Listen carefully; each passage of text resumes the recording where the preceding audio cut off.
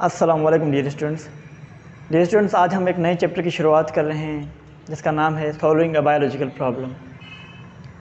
Dear students, आए हम देखें कि life related problems scientific investigators किस तरह सॉल्व करते हैं।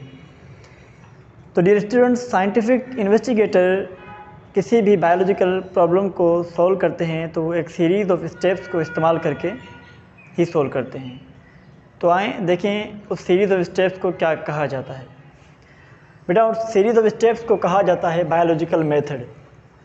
ये एक मेथड होता है जिस मेथड में साइंटिफिक एक सीरीज़ ऑफ स्टेप्स को फॉलो करके किसी भी सवाल का जवाब हासिल करते हैं या किसी भी प्रॉब्लम को सॉल्व करते हैं।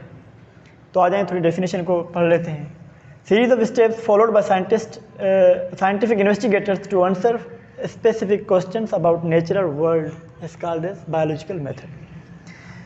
तो आज बेटा देखें कि कौन सी वो सीरीज़ ऑफ स्टेप्स होती हैं जिनको साइंटिस्ट इस्तेमाल करके प्रॉब्लम को सॉल्व करते हैं। बेटा, सबसे पहले एक बायोलॉजिकल प्रॉब्लम होनी चाहिए कि भाई ये प्रॉब्लम है, इसे हम सॉल्व करना है। सॉल्व करने के लिए वो क्या करते हैं कि जो भी उनकी ऑब्जर्वेशन होती है उस प्रॉब्लम से रिलेटेड और उस प्रॉब्लम के बारे में जो प्रीवियस नॉलेज जो लिटरेचर में होती है तो वो उसको इस्तेमाल करते हैं। उसको इस्तेमाल करने के बाद एक टेंटेटिव, एक शक्की तौर पर एक बयान जारी करते हैं, एक स्टेटमेंट देते हैं। उस स्टेटमेंट को कहा जाता है हाइपोथेसिस। बेटा, उस हाइपोथेसिस को एक्सप्लेन करने के लिए साइंटिस्ट बहस मुबाहिसा करते हैं, जिसे हम कहते हैं रीजनिंग और रीजनिंग। रीजनिंग दो किस्म की होती है। एक होती है इंडक्टिव रीजनिंग, ठीक है बेटा, एक इंडक्टिव रीजनिंग होती है, इसके बारे में हम डिटेल में बाद में जाकर पढ़ेंगे। और दूसरी होती है डिडक्टिव रीजनिंग। इन दोनों में क्या होता है कि इंडक्टिव रीजनिंग जो है वो मूव करती है specific to general, specific to general. देखें किस तरह से हमने कहा कि जैसे इस बुक में मिसाल है शार्क का, कि शार्क एक फिश है, शार्क एक मछली है। हमें पता है कि सभी मछलियों में स्केल्स होते हैं। तो अगर शार्क एक मछली है तो लाजमी है इसके अंदर भी स्केल्स होंगे। तो इस तरह से साइंटिस्ट बहस मुबाहिसा करते हैं। उसके बाद डिडक्टिव रीजनिंग, ये जनरल टू स्पेसिफिक जाती है।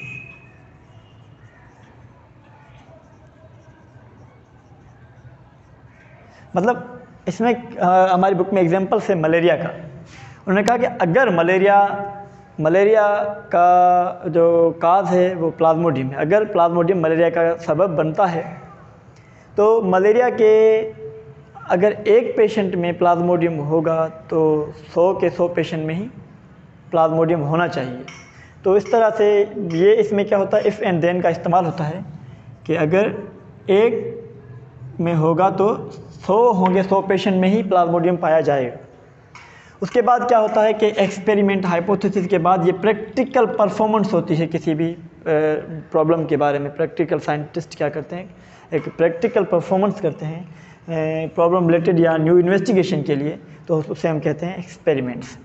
फिर एक्सपेरिमेंट के बाद लाजमी है जो हमें डेटा मिलेगा, कुछ ना कुछ हासिल होगा। तो फिर वो हम क्या करेंगे, डेटा कलेक्ट करेंगे, डेटा कलेक्शन होगी, उसके बाद डेटा एनालिसिस होगी, उसको देखेंगे। देखने के बाद अगर डेटा सपोर्ट करता है हाइपोथेसिस को, अगर डेटा सपोर्ट करता है हाइपोथेसिस, जैसे प्लाज्मोडियम के केस में हाइपोथेसिस एक बयान जारी किया गया था कि Plasmodium is the cause of malaria, ठीक है। अगर प्लाज्मोडियम ही मलेरिया का काज होगा और हाइपोथेसिस ये जो डेटा है उसको सपोर्ट करेगा कि हाँ वही हमने देखा है कि ब्लड सैंपल निकाल कर तो उसके जो भी मलेरिया पेशेंट हैं, या जैसे दूसरी हम ज़बान में साइंटिफिक लैंग्वेज में कहते हैं एक्सपेरिमेंटल ग्रुप के अंदर जो प्लाज्मोडियम मौजूद है, तो ये देखिए, ये बात जो हाइपोथेसिस थी कि Plasmodium is the cause of malaria, तो ये हमारी प्रैक्टिकल परफॉर्मेंस जो है वो जाहिर कर रही है कि अपना प्लाज्मोडियम मलेरिया पेशेंट के ब्लड में है, तो उसको सपोर्ट कर रही है।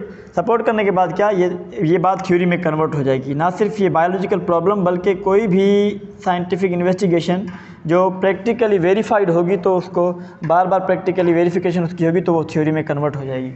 लेकिन अगर जो डेटा हमें एक्सपेरिमेंट के ज़रिए मिला है, जो प्रैक्टिकल परफॉर्मेंस के ज़रिए हमें डेटा मिला है, अगर वो सपोर्ट नहीं करेगा उस बात को, तो हम दोबारा एक दूसरी हाइपोथेसिस जारी करेंगे।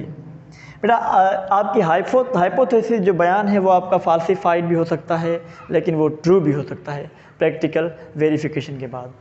तो उम्मीद है डियर स्टूडेंट्स, ये जो ब्रीफ इंट्रोडक्शन था हमारा सॉल्विंग अ बायोलॉजिकल प्रॉब्लम के बारे में, तो आपको समझ में आया होगा। इंशाल्लाह मिलते हैं इसके अगले लेक्चर में। अपना ढेर सारा ख्याल रखिएगा। अल्लाह हाफिज़।